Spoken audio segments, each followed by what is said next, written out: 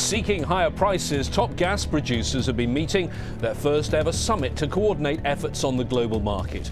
But is it only about raising prices, or could an OPEC-style gas cartel eventually emerge? This is Inside Story.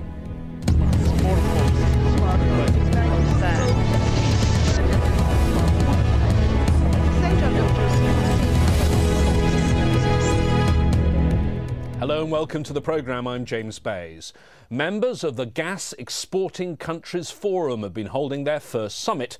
Why should you care about that? Well, bear with me, please, because this is the key fact. Gas consumption across the world is growing, and by some estimates, it may outstrip coal and even oil in a quarter of a century. Some believe the organisation may eventually turn into a gas version of OPEC, fixing prices and gaining huge wealth and much greater political and strategic influence. The countries involved say that's not their aim, but the meeting's host, the Emir of Qatar, was clear on one point.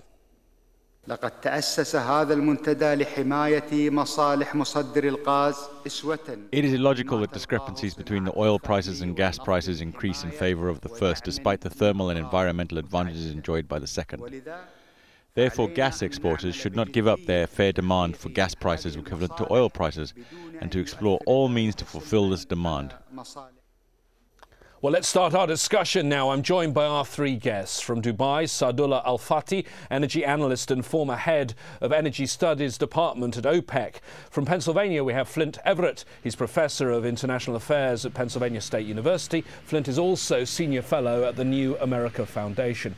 And from Cairo, Shadi Hamid, Director of Research at the Brookings Doha Centre. Saadallah, I'd like to start with you. Explain to me what this grouping is that's been having this meeting in Doha. Who exactly are they? Well, they call themselves the Gas Exporting Countries Forum. And the name is very indicative. This group holds about 70% of the natural gas reserves in the world. And they also hold the largest majority of exported gas, whether it is in pipeline or in the form of LNG. So by the sheer size of their activity in natural gas and in the energy industry in general, you can see how important this meeting is. Well, they make various protestations, but I want to ask you, is this, or will this group become, Saadallah, a gas version of OPEC? Well, when the idea started back in 2001, the Russians were saying that we will create an organization similar to OPEC. But this has not happened until now. It is perhaps an aspiration for some of these countries that it will happen, but really the market conditions so far do not allow such a possibility due to the specific way natural gas is traded in the world. But it could happen in the future, in the distant future. Flynt Leverett in the US, tell us how that would be viewed on that side of the Atlantic. Well, obviously there is concern in consuming countries about the prospect of a gas OPEC. I agree with our colleague in Dubai that is not at all a likely scenario in the foreseeable future because of the nature of the gas market, the reliance on long-term contracts and fixed infrastructure. This group just can't really function like OPEC does in terms of regulating the production of its members. And also, I think it's worth pointing out that the situation of the United States vis-a-vis natural gas has changed quite dramatically, even just within the last few years because of the so-called shale gas revolution. The United States is looking at within the very near future, basically becoming self-sufficient in terms of natural gas. That means that a lot of particularly liquefied natural gas, LNG, that was originally envisioned going to the American market, it's not going to be coming to the United States. And that affects the dynamics of the gas market as well. So I think Shadi Hamid, the United States say they're not too concerned about this because of shale gas, but what about other countries? Will they be concerned about the increasing power of this grouping? Well, I mean, there are a couple so-called troublemakers that are part of this forum, including Iran and Russia. So the constituent members are trying to coordinate more so they can have more weight and have more influence on the regional stage. And I think there are obviously concerns about that in the US and Europe. Saadallah, I'd like to get you as the expert on the gas industry to tell us a little bit about how exactly gas is priced at the moment. Can you explain that for us? Well, in Europe, for instance, it is indexed to a number of petroleum products, especially fuel oil. Because, as you know, natural gas essentially in Europe goes for power generation. And while the pricing of LNG to Japan is indexed with respect to the oil price. But that doesn't mean that there is parity in the prices in both markets. In fact, because there is no such parity, the producing countries are very much concerned that the gas price is extremely lower, almost half or less than half the price of oil on a calorific value basis. So, Saadallah, if I get you right, this business has been changing, though, hasn't it? From the point-to-point pipeline model and individual deals between individual countries to, as you say, the LNG, which is shipped much more easily between countries. Is it becoming a global commodity? Well, because, you see, LNG now, there is a small quantity that is traded on the spot market, which makes it easier to look at a certain point in time what LNG is worth at that point in time because of this small quantity that is traded in the spot market.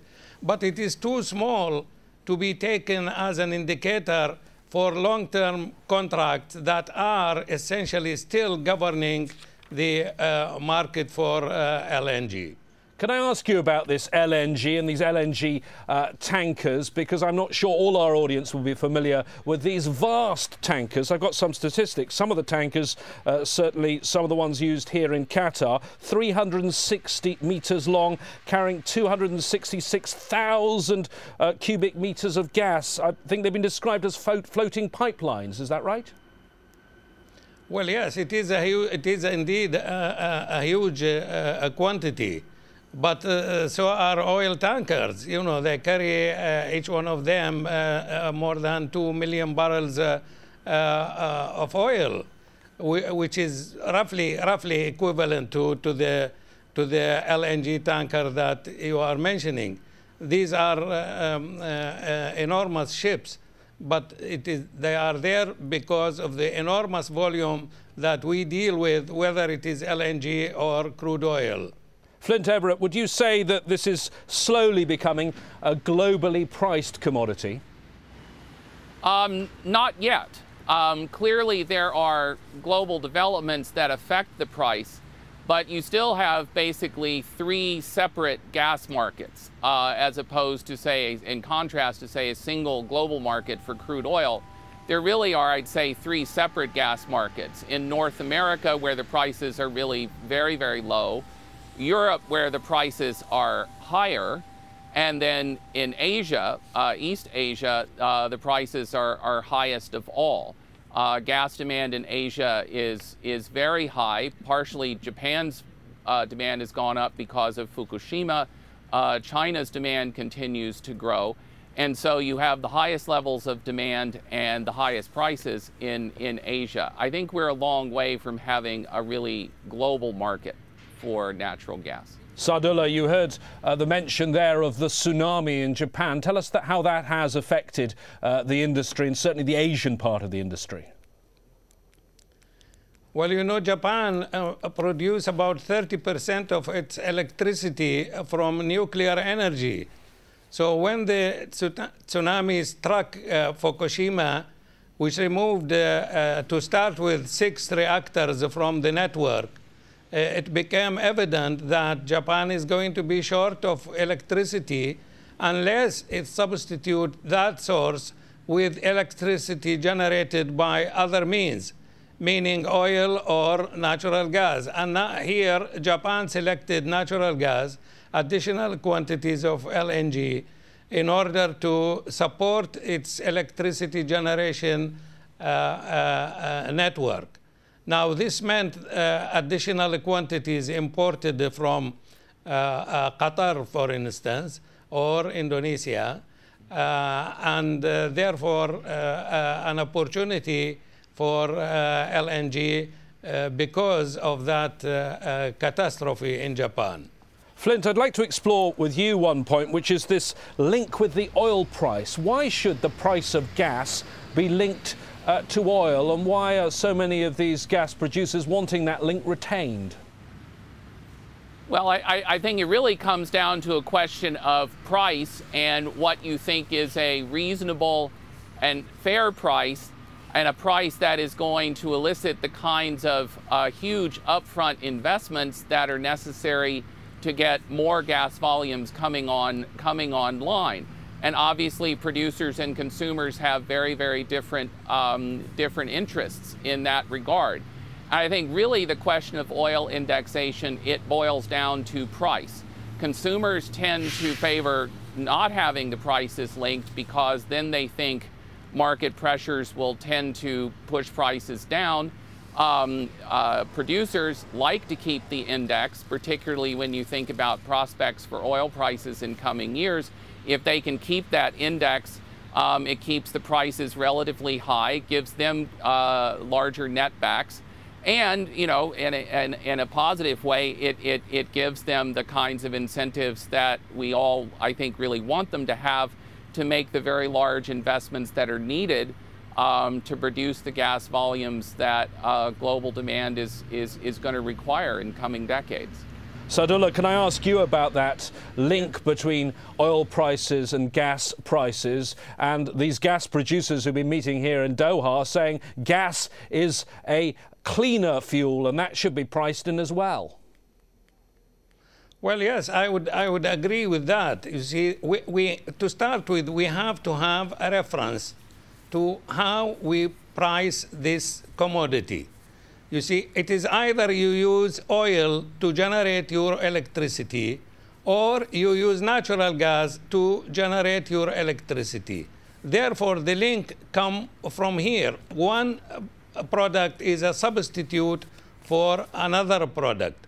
That is number one. And the second point is what my friend on the other side of the Atlantic just mentioned, that gas prices cannot be driven down so low because the world needs so much investment in natural gas in order to meet its demand for the future.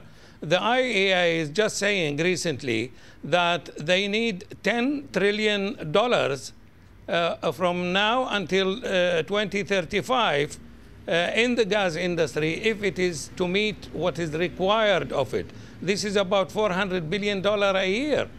Unless natural gas prices are fair and reasonable, then that investment is not going to be made to the detriment of the world. Saadallah, let's now take a look at the map, and let's take a look at the world's biggest gas-producing countries. As of last year, Russia topped the list, accounting for 25% of the world's production, with proven reserves of more than 47 trillion cubic metres. Iran follows second with almost 30 trillion cubic metres, while the small Gulf Peninsula of Qatar accounts for about 12% with more than 25 trillion cubic metres of proven gas reserves. And in fourth place, we have a tie. Saudi Arabia produces around 4% of the world's total gas output. It's the same figure for the US. Each has reserves of more than 7 trillion cubic metres. Shadi, if I could ask you, if you look at that list, it's not quite the same as the oil map, but it certainly includes lots of countries that are strategically challenging for the US and the West.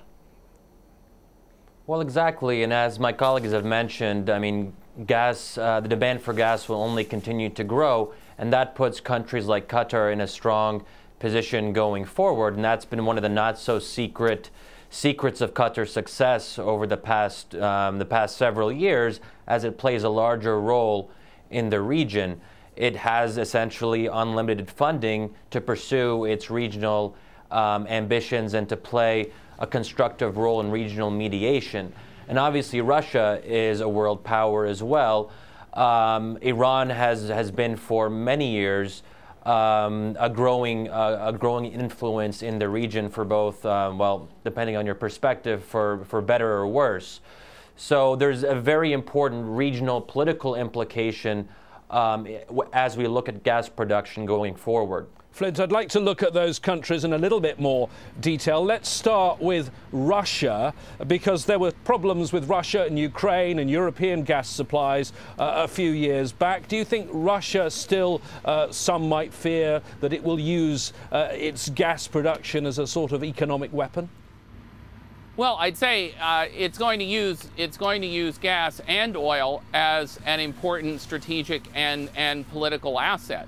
And in that regard, Russia is no different from any other large-scale hydrocarbon producer, whether it's Saudi Arabia, Qatar, or whomever else you might want to focus on. Russia has certain strategic objectives, and they see their status as a leading oil and gas producer as something that they can use to further those objectives. And I think that is going to continue. But Russia is not unique. It's just from a Western perspective, a number of Western governments don't like some of Russia's strategic objectives. But the idea that Russia is somehow unique or uniquely malevolent because it uses oil and gas for strategic purposes, I think is just misplaced. All of these large-scale energy producers do that. And can I ask you about a number of the other countries? Qatar, for example, where I'm talking to you from now, a very small country, 1.7 million people living here, but huge natural gas resources underlying its economic clout at a time when it's quite a big player on the political stage. Yes, and I think Shadi made a good point that because of the revenues that Qatar has earned from particularly LNG export over the last decade or so, this has fueled Qatar's ability through Al Jazeera, through various diplomatic initiatives. It has fueled Qatar's ability to raise its own regional standing very, very significantly.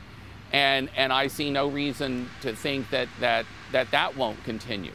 I think the leadership in Doha is determined to keep raising Qatar's profile politically, economically, in other ways, and its status as the world's leading LNG exporter is critical to that. Shadi, Qatar was also involved in the Arab League decision on Syria, seen as a key player. We have this summit, and the president of Iran, President Ahmadinejad, didn't show up at the summit. He had been expected. Do you think there was some tension behind the scenes? Well, there certainly is tension between Qatar and Iran. I mean, Iran has very few friends left anywhere, Syria being one of the very few. What was interesting about Qatar was that it was really the only friend of Iran's in the Gulf. Obviously, the other Gulf countries don't like Iran at all. But that relationship between Qatar and Iran has grown tense because Qatar is playing a pro-democracy role in the region, first in Libya, playing a very aggressive role in supporting the rebels' aspirations. And now Qatar is trying to broker a kind of agreement on Syria and has taken a strong stand, being one of the first Arab countries to recall its ambassador in Damascus. So there is definitely tension there, and Qatar is not as close to Iran as it was, say, 2 years ago. So I think the absence of Ahmadinejad, we shouldn't read too much into it, but I think it is illustrative of a broader development in the region as we see Iran becoming more and more isolated. But at the same time, Flynt, Iran has potentially a lot of gas reserves. More than half of its reserves so far are not developed. Do you think that's going to cause alarm in the West when Iran starts to export more of its natural gas, given that it has so much oil as well? Well, I think the West has a schizophrenic policy toward Iran where energy security is concerned. Here's a country with the world's second largest proven reserves of conventional crude oil, the world's second largest proven reserves of natural gas, and American and now at this point basically European policy is that those reserves should stay in the ground for reasons that have nothing to do with the global energy balance until Washington and its allies decide that it's okay to monetize those reserves. I think that's a strategically schizophrenic and incoherent policy. I interpret President Ahmadinejad's decision not to attend the summit in the end somewhat differently than Shadi. I think it had to do with President Medvedev of Russia deciding not to attend. The reason Medvedev decided not to attend is because the other big players in the forum can't reach agreement with Qatar, which is kind of dumping spare LNG, which it had originally intended for the U.S. market, now dumping this in Europe at lower prices than the long-term contracts than suppliers like Russia have. And I think that because the Qataris weren't willing to reach agreement with the other players about that situation, Medvedev saw no point in coming. And then when Medvedev pulled out, Hugo Chavez had also pulled out, I think primarily because of health reasons. There really was no particular reason for Ahmadinejad to come. Flynt, I'd like to get to the big picture again here. Saadallah, this report came out quite recently. It's from the International Energy Agency. It says demand for gas could outstrip coal by 2030 and get close to the demand for oil. Your view on that? Yes, of course. This is in all the analysis that is coming up, that gas is going to catch up with oil and certainly bypass coal as well. You know, gas, first of all, the quantities are available. Developments are going on. The fact that gas reserves are spread in the world to a large number of countries, and the environmental qualities of gas makes it the fuel of choice. And therefore, I agree with this report because all the mainstream analysis point to the same direction in the future. Shadi, this report is called the Golden Age of Gas. Do you think it will change the map of power and influence across the world in the coming decades?